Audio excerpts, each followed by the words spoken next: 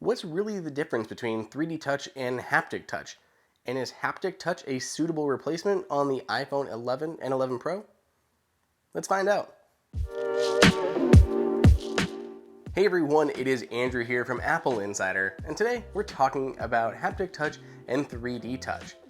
Haptic Touch is Apple's replacement for 3D Touch. It first debuted on the iPhone XR, which didn't have the 3D pressure-sensitive display that Apple needed to perform 3D Touch. 3D Touch enabled a lot of different things. You could access the camera and the flashlight on the lock screen. You could open the contextual menus within app icons. You can peek and pop into links. It did a lot of different things, and 3D Touch was simply not going to be available on the iPhone XR. So what was Apple going to do? They came up with Haptic Touch. Basically, it's a long press with some physical feedback from the Haptic engine. And rumors swirled for a while that 3D Touch was going to be going away. It was going to be replaced by Haptic Touch on the new iPhone 11, iPhone 11 Pro, and iPhone 11 Pro Max. And that's exactly what happened. So, Haptic Touch, is it going to be a suitable replacement for 3D Touch?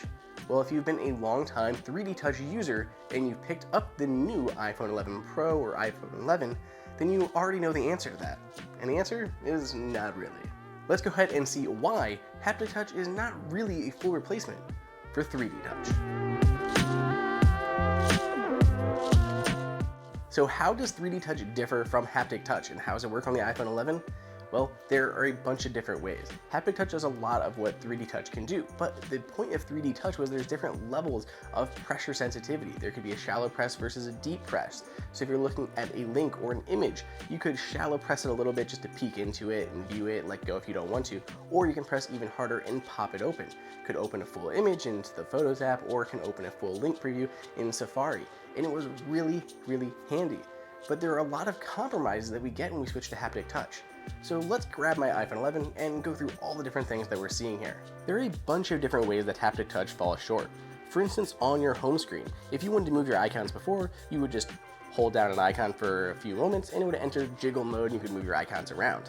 Well, on the new iPhone 11 and 11 Pro, you can't do that because we use Haptic Touch. So you have to first long press to open up the contextual menu, then you have to hold even longer to enter jiggle mode, or you have to choose rearrange apps from that pop-up menu. Adding another item to the menu doesn't seem great, and having to hold even longer is just kind of confusing. Just another way that we have to compromise by using Haptic Touch instead of 3D Touch. Look on the lock screen. We have both those icons at the bottom for a flashlight and camera.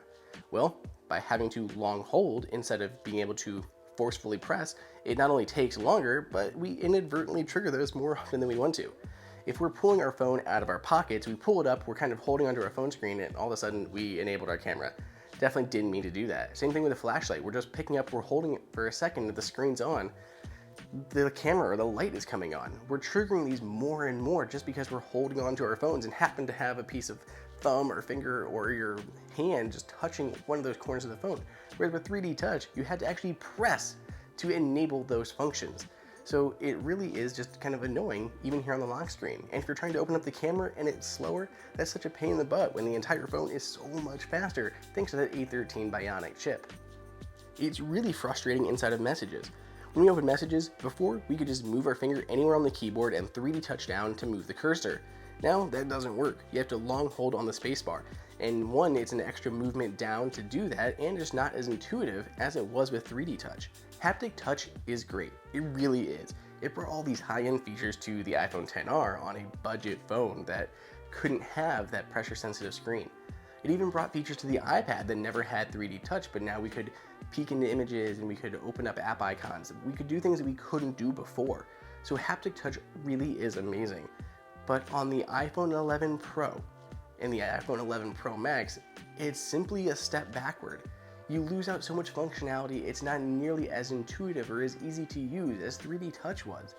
Now, it is possible Apple could reverse course, and in the future they could build the necessary hardware back into their phones and bring back 3D Touch, but that seems more than unlikely. It's pretty much never going to happen, which means we're left with Haptic Touch. That's going to be our future, and it is true that Apple could beef it up and add some enhancements going further, but by a long holding versus having to 3D touch in or pressure touch in, you're never going to get the same amount of functionality out of that gesture.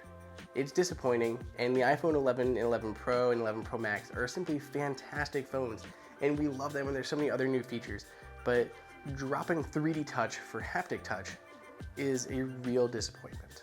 Let me know what you guys think down below in the comments, and share your thoughts with me on Twitter at Andrew_OSU. Hey everyone, did you guys like that video? Be sure to click on that like button so we can create content that we know that you guys want to see. And follow AppleInsider on all social media channels. If you want the best prices on any Apple gear, check out the AppleInsider price guide that is updated daily. And until next time, we'll see you later.